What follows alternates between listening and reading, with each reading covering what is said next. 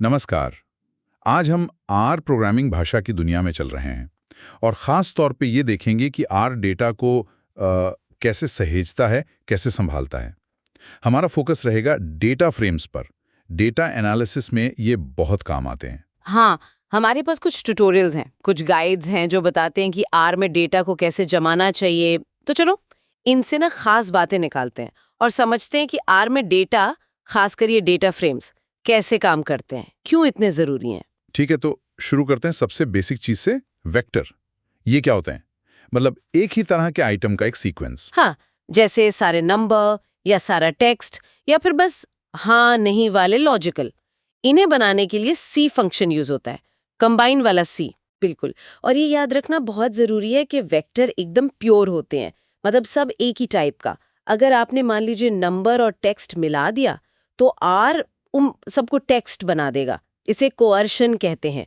और हाँ, एक और बात, आर में गिनती 1 से शुरू होती है, 1 2 ऐसे। कुछ और भाषाओं में 0 से होती है, तो यहाँ ध्यान रखना पड़ता है। अच्छा, तो वेक्टर हुआ जैसे एक ही रंग के मोतियों की माला। हाँ, पर अगर हमें अलग-अलग चीजें एक साथ रखनी हो, मोती, पत्थर, कुछ और, बिल्कुल। यही पर लिस्ट्स आती है ना? हाँ, बिल्कुल सही सोचा। लिस्ट यही फ्लेक्सिबिलिटी देती हैं। एक लिस्ट में आप नंबर भी रख सकती हैं, टेक्स्ट भी, और तो और दूसरी लिस्ट भी डाल सकती हैं। ये हेटेरोजीनियस होती हैं और बनती हैं लिस्ट फंक्शन से। लिस्ट के अंदर लिस्ट भी हो सकती है, जिसे नेस्टेड लिस्ट कहते हैं। और वो जो लिस्ट के आइटम को निकालने के लिए डबल ब्रैकेट्स हैं, वो कभी-कभी कंफ्यूज करता है। हाँ, वो समझना जरूरी है। देखिए, 1 आपको लिस्ट का पहला आइटम बिल्कुल वैसा ही निकाल कर देगा जैसा वो लिस्ट में था। जैसे अगर वो नंबर है तो नंबर मिलेगा, टेक्स्ट है तो टेक्स्ट।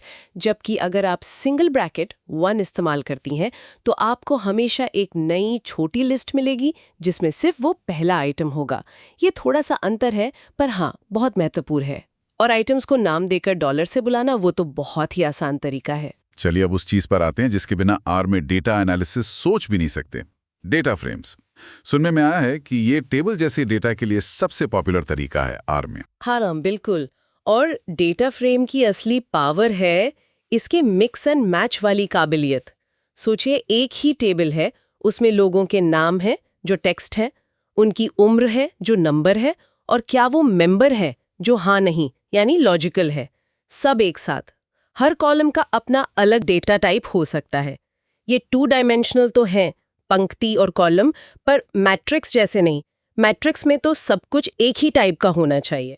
इन्हें बनाने के लिए डेटा डॉट फ्रेम फंक्शन है। तो इसका फायदा क्या है, मतलब प्रैक्टिकली रोज के एनालिसिस में? फायदे ही फायदे हैं। कॉलम्स के नाम होते हैं तो डेटा समझना आसान हो जाता है। आप बड़ी आसानी से रोज या कॉलम्स के हिसाब से डेटा को छांट सकते हैं, फिल्टर कर सकते हैं, सॉर्ट कर सकते हैं। और ये ना लिस्ट और मैट्रिक्स दोनों की तरह काम करते हैं। कॉलम को डॉलर या नाम से एक्सेस कर लो, लिस्ट की तरह, या फिर रो और कॉलम नंबर से एक्सेस कर लो, रो कॉलम मैट्रिक्स की तरह। बहुत लचीला है। और वो INQ फंक्शन का जिक्र भी था, एज इज वाला। वो कब काम आता है? हाँ, कभी कभी ऐसा होता है कि आप चाहते हैं कि डेटा फ्रेम का पूरा कॉलम अपने आप में एक लिस्ट हो या एक मैट्रिक्स हो। अगर आप उसे सीधे डालने की कोशिश करेंगी तो आर शायद उसे फैलाकर अलग अलग कॉलम बना देगा। आई फंक्शन आर को कहता है, रुको, इस चीज को मत फैलाओ, इसे जैसा है वैसा ही एक सिंगल आइटम मानकर इस कॉलम में रख दो, एज इज। अच्छा, डेटा फ्रेम के अलावा मैट्रिक्स और एरे भी मेंशन किए गए थे। वो क्या है संक्षेप में? और फैक्टर्स? मैट्रिसेस वो 2 डायमेंशनल होते हैं, पर वेक्टर्स की तरह होमोजीनियस, मतलब सारे एलिमेंट एक ही टाइप के। एरे इसी का एक्सटेंशन है 2 से ज़्यादा डायमेंशन के लिए, पर वो भी होमोजीनियस ही होते हैं। और फैक्टर्स ये बहुत ज़रूरी हैं कैटेगरी वाले डेटा के लिए। जैसे किसी चीज़ की रेटिंग लो, मीडियम, हाई, या मान लीजिए राज्यों के नाम। आर इन्हें सिर्फ टेक्स्ट की तरह नहीं देखता, बल्कि इनके तय लेवल्स होते हैं। ये स्टैटिस्टिकल मॉडलिंग में बहुत काम आता है। पर हाँ, एक बात ध्यान रखने वाली है, डेटा फ्रेम फंक्शन अक्सर टेक्स्ट वाले कॉलम को अपने आप फैक्टर बना देता है। अगर ऐसा नहीं चाहिए तो strings as factors equals to false लिखना पड़ता है। और इन सब के साथ काम करते हुए कुछ आम गलतियां भी हो जाती होंगी? हाँ, बिल्कुल होती हैं। बहुत कॉमन है ऑब्जेक्ट नॉट फाउंड एरर। ये अक्सर तब आता है जब आपने वेरिएबल का नाम गलत टाइप कर दिया हो, या फिर सबस्क्रिप्ट आउट ऑफ बाउंड्स। मतलब अगर किसी वेक्टर में 5 आइटम है और आपने छठे आइटम 6 एक्सेस करने की कोशिश की, फैक्टर्स के साथ काम करते समय कभी-कभी इनवैलिड फैक्टर लेवल वाली वार्निंग दिख जाती है। ये तब होता है जब आप कोई ऐसा मान डालने की कोशिश करती हैं जो उसके तय लेवल्स में है ही नहीं।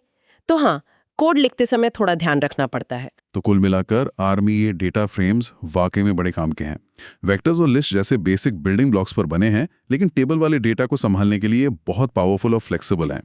अलग अलग तरह के डेटा को एक ही स्ट्रक्चर में अलग अलग कॉलम में रखने की जो इनकी क्षमता है, वही इन्हें डेटा एनालिसिस के लिए इतना बढ़िया बनाती है। सही कहा। Vectors 1D homogeneous, lists 1D heterogeneous, matrices 2D homogeneous और डेटा फ्रेम्स 2D हेट्रोजीनियस, इनके बीच का जो फर्क है उसे समझना आर में अच्छे से काम करने के लिए बहुत जरूरी है। सही डेटा स्ट्रक्चर चुनने से आपका काम काफी आसान हो सकता है और गलत चुनने से मुश्किल भी। और अब अंत में सोचने के लिए एक सवाल छोड़ते हैं। ये जो अलग अलग डेटा स्ट्रक्चर्स हैं, वेक्टर, लिस्ट, डेटा फ्रेम, ये आर में और भी जटिल एनालिसिस जैसे मशीन लर्निंग या एडवांस विजुअलाइजेशन को कैसे संभव बनाते हैं? मतलब किसी एनालिसिस की कामयाबी पर सही डेटा स्ट्रक्चर चुनने का कितना और कैसा असर पड़ता होगा, इस पर सोचिएगा जरूर।